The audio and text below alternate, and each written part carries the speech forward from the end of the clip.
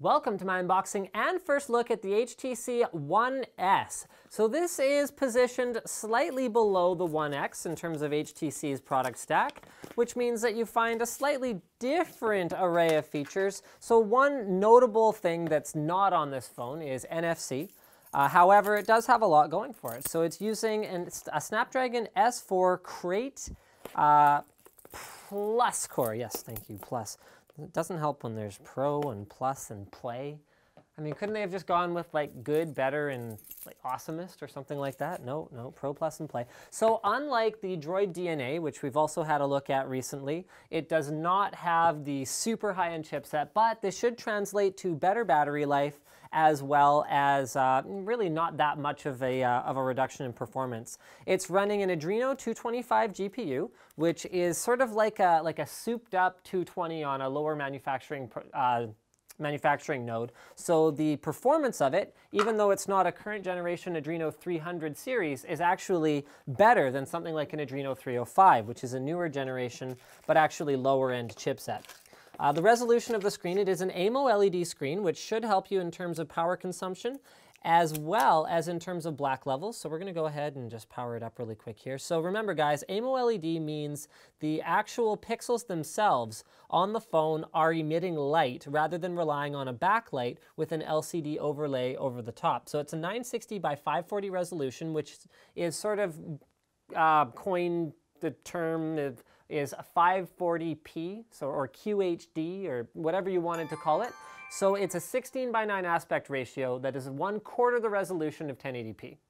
Okay, so it's not quite 720p, but it should still look pretty darn good on a 4.3-inch screen. One of the other things they're including, and I can't remember for the life of me what they call it anymore, but is their sort of better picture-taking quality concept. So that is an f2.0 aperture lens, which basically amounts to more light being allowed into the lens. Now guys, when it comes to taking pictures, it's physics. So there's your sensor size, that assists in having more light hit it. There's your lens quality, your lens size, that gathers more light, because when it comes to low light performance, you can only do so many fancy digital tricks before it's just like, okay, well no, we actually just need more light, we need more data. So having a clearer lens is one of the things that can help with light transmission through the glass to the sensor itself and give you a better quality image. It's an 8-megapixel rear camera with a built-in flash.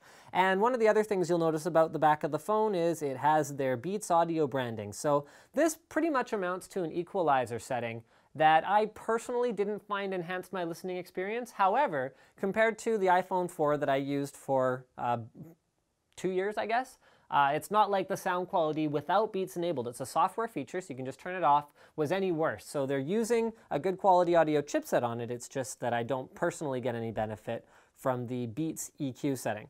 So you can see right here that this is not a stock Android layout. So it's using HTC's Sense 4.0 Plus, or I think that's what it's called, something along those lines, and they apparently want a SIM card in. Oh, look at that, they include little instructions for how to insert your SIM card. So you take this piece off, apparently. Or, nope, this one. You know what? Give me a minute. Ah, yes, right here. So you peel this guy up. And just like that. Ah, come on, you can do it. Go, Linus. And that was when he broke it. Nope, didn't break it. There you go. So SIM card goes right there, and then you can also see there's some other stuff in here that presumably you wouldn't need to use for anything. So we're going to go ahead and put that back on. There you go.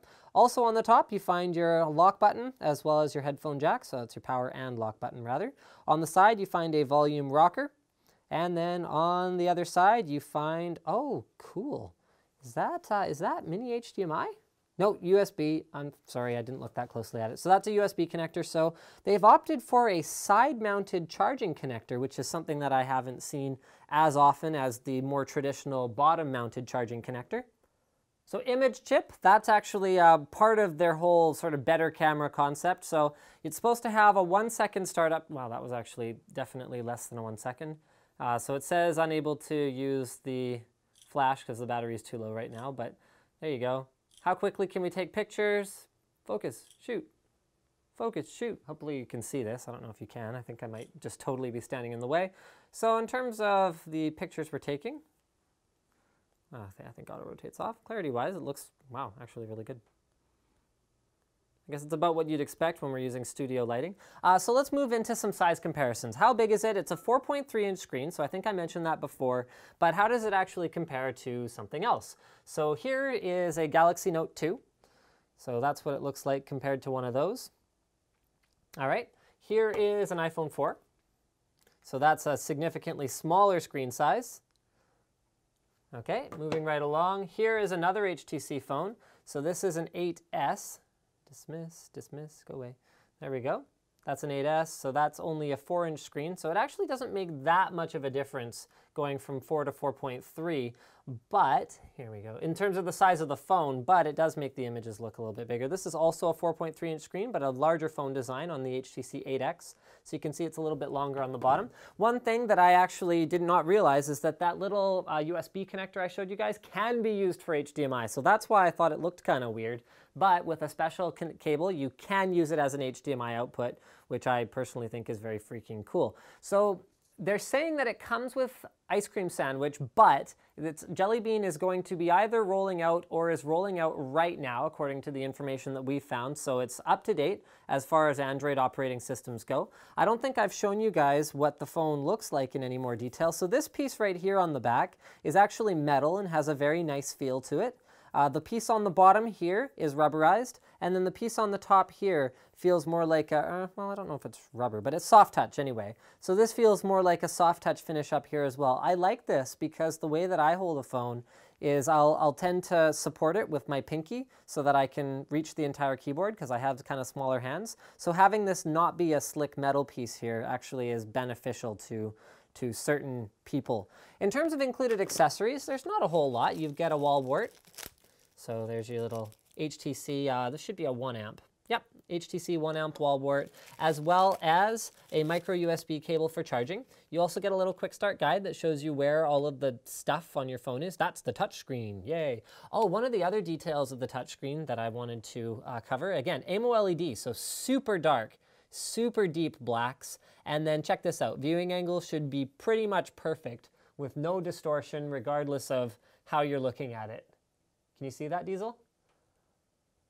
I'm getting kind of an iffy sort of, yeah, we got it now. So absolutely gorgeous.